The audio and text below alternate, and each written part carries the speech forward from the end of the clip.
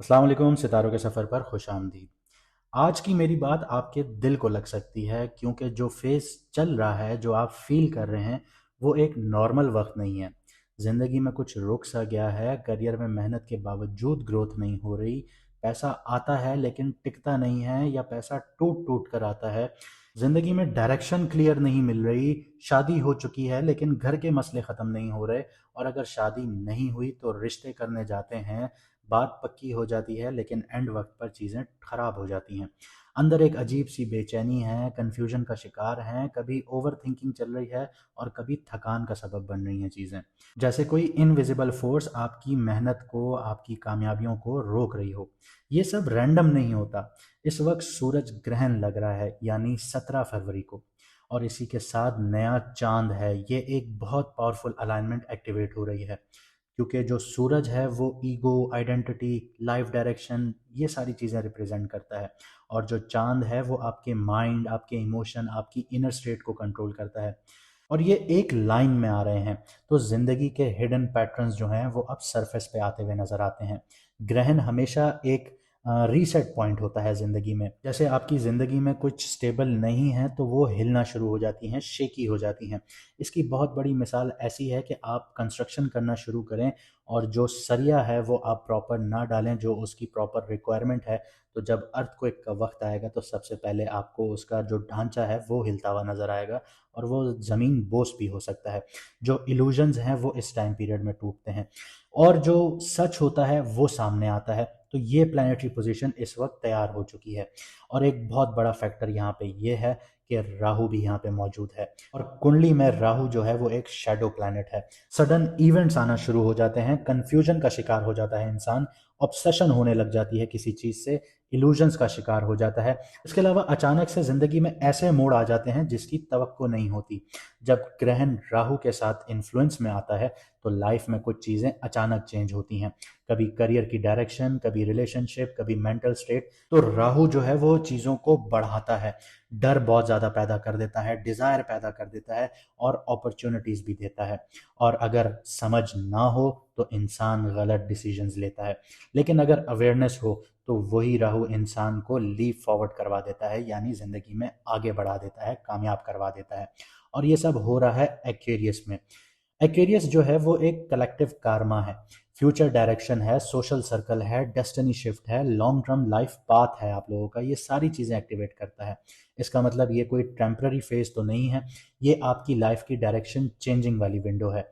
कुछ लोगों के लिए ये बहुत ज़्यादा अवेकनिंग सिचुएशंस होंगी, लेकिन कुछ के लिए एक टेस्ट होगा और कुछ के लिए हिडन अपॉर्चुनिटीज़ होंगी। तो वीडियो को आखिर तक ज़रूर देखिएगा। अगर बीच में आप लोगों ने छोड़ दिया तो हो सकता है कोई इनसाइट आप लोगों से मिस हो जाए, वो एक टाइमिंग मिस हो जाए, वो एक सिग्नल मिस हो जाए जो आपकी ज़िंदगी के नेक्स्ट चैप्टर को चेंज कर सकता है। तो कभी कभी सिर्फ समझ आना भी आधी प्रॉब्लम को सॉल्व कर देता है। और अगर आप ऐसा फील करते हैं कि करियर में ग्रोथ नहीं हो रही, करियर रुक सा गया है, मेहनत का रिजल्ट नहीं मिल रहा, शादी हो चुकी है लेकिन मसले ख़त्म नहीं हो रहे, या रिश्ते बनते बनते टूट जाते हैं, या लाइफ में रिपीट पैटर्न चल रहा है और आप उसका सलूशन चाहते हैं, तो आपकी स्क्रीन पर नंबर आ रहा होगा। आप व्हाट्सएप पर मैसेज करके मैडम एस्ट्रोलॉजर एन बख्श का अपॉइंटमेंट बुक करवा सकते हैं और अपनी लाइफ के गेस वर्क से निकलकर क्लैरिटी की तरफ आ सकते हैं। क्योंकि जब टाइमिंग समझ आ जाए तो इंसान सिर्फ सरवाइव नहीं करता, डायरेक्शन के साथ मूव करता है। और अगर आप लोगों को अपना मून साइन नहीं पता, कमेंट सेक्शन में अपनी डेट ऑफ बर्थ लिखिए, हमारी टीम आपको आपका मून साइन बता देगी। और चैनल को ज़्यादा से ज़्यादा सब्सक्राइब कीजिए क्योंकि हम लाइव आना शुरू होंगे। जो लोग सब्सक्राइब नहीं कर रहे वो लाइव सेशन में कमेंट नहीं कर पाएंगे। चलिए देखते हैं कि आपकी राशि यानी आपके बुर्ज, आपकी कुंडली में अब जो सूरज ग्रहण लग रहा है उसका इम्पैक्ट आपके ऊपर क्या होने जा रहा है। क्योंकि सूरज ग्रहण या चांद ग्रहण जब भी लगता है उसका इम्पैक्ट आपकी ज़िंदगी में 6 महीने तक रहता है। बात करते हैं जेमिनी मून साइन वालों की, यानी कि बुर्ज जूजा वालों की, यानी कि मिथुन राशि वालों की। तो जो सूरज ग्रहण लग रहा है वो आपके 9th हाउस में लग रहा है।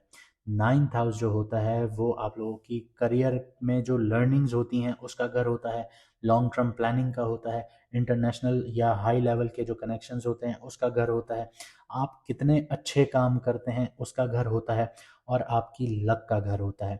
और यहाँ पे अपॉर्चुनिटीज़ इस सूरज ग्रहण में आपके लिए क्या है, क्योंकि जो सूरज ग्रहण लग रहा है वो धनिष्ठा नक्षत्र में लग रहा है, तो ये आपकी हायर एजुकेशन, सर्टिफिकेशंस, अगर आप लोग स्किल्स को अपग्रेड करना चाह रहे हैं तो उनके लिए परफेक्ट टाइम होगा आपके लिए। आपके मेंटोर्स या सीनियर से गाइडेंस जो मिलेगी आप लोगों को, वो आपके करियर में ब्रेक थ्रू दिलवाएंगी आप लोगों को। इसके अलावा जो लोग ट्रैवल से जुड़े हुए हैं या फॉरेन कनेक्शंस रखते हैं या इंटरनेशनल बिजनेसेस करते हैं, तो उन लोगों को अपॉर्चुनिटीज़ मिलेंगी। लेकिन एक बात का ध्यान यहाँ पे रहे, यहाँ पे राहु भी बैठा हुआ है। इम्पल्सिव और स्पेक्युलेटिव जो डिसीजंस होंगे, स्पेशली क्रिप्टो से रिलेटेड या स्टॉक से रिलेटेड या स्पेक्युलेटिव इन्वेस्टमेंट से रिलेटेड, और आपके रिमोट बिजनेसेस से रिलेटेड, उनमें बहुत आप लोगों ने रिसर्च करके आगे बढ़ना है। अगर आप लोगों ने ये काम नहीं किया तो ये समझ लीजिएगा कि ये आप लोगों का गलत फैसला होगा और ये आपकी डाउनफॉल का पहला कदम होगा, क्योंकि सैटर्न जो है वो आप लोगों के 10th हाउस में बैठा हुआ है, यानी आपके करियर के घर में बैठा हुआ है। और करियर में किसी को डाउनफॉल आए तो वो समझ सकता है कि जब उसके पास हैंड टू माउथ वो इंसान हो जाए तो कितनी मुश्किलात आती हैं। तो यहाँ पे बहुत सोच समझ के आप लोगों ने कदम आगे बढ़ाना है।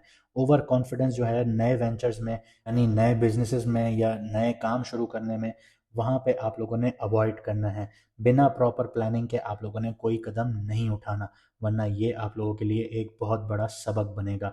इसके अलावा टेम्पररी आप लोगों को कन्फ्यूजन का शिकार देखने को मिलेंगे आप लोग जब पीक का टाइम होगा।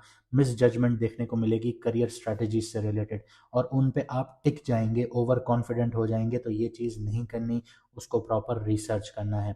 और 2 से 3 महीने में जब ये चैप्टर अनफोल्ड होना शुरू होंगे तो आपको सीख भी मिलेगी। मेंटोर्स के जो समझाए हुए आप लोगों को तौर तरीके थे वो भी अनफोल्ड होते हुए नज़र आएंगे। और फिर आप लोग, अगर आप लोग गलत फैसले लेते हैं तो आप लोग यही सोचेंगे कि जो उन्होंने बताया था या जो मुझे मेरे मेंटोर ने बताया था या गुरु ने बताया था या मेरे फादर ने बताया था, वो बिल्कुल चीज़ सही थी, मैं गलत दिशा में जा रहा था या मैं गलत रास्ते पे जा रहा था। तो ये चीज़ आप लोगों ने सोच समझ कर आगे बढ़ना है। इसके अलावा 6 से 12 महीने में अगर आप लोग सही फैसले लेते हैं तो आप लोगों को फ़ायदे मुनाफे भी होंगे नॉलेज बेस्ड काम में, और हाई लेवल आप लोगों के कनेक्शंस भी बनेंगे। अब बात करते हैं आप लोगों की लव लाइफ की, मैरिड लाइफ की, और जो लोग सिंगल्स हैं उनकी बात करते हैं। तो सबसे पहले सिंगल्स को देखते हैं। तो रोमांस या कनेक्शन जो है वो किसी मेंटोर लाइक या इंटेलेक्चुअल पर्सनालिटी से हो सकता है, या फिर लॉन्ग डिस्टेंस पार्टनर मिल सकता है आप लोगों को। लेकिन यहाँ पे एक एक चीज़ फिर आपको बता दूं कि राहु बैठा हुआ है, टेम्पररी इल्यूजन्स यहाँ पे क्रिएट करता है, मिस जजमेंट देता है अट्रैक्शन से रिलेटेड।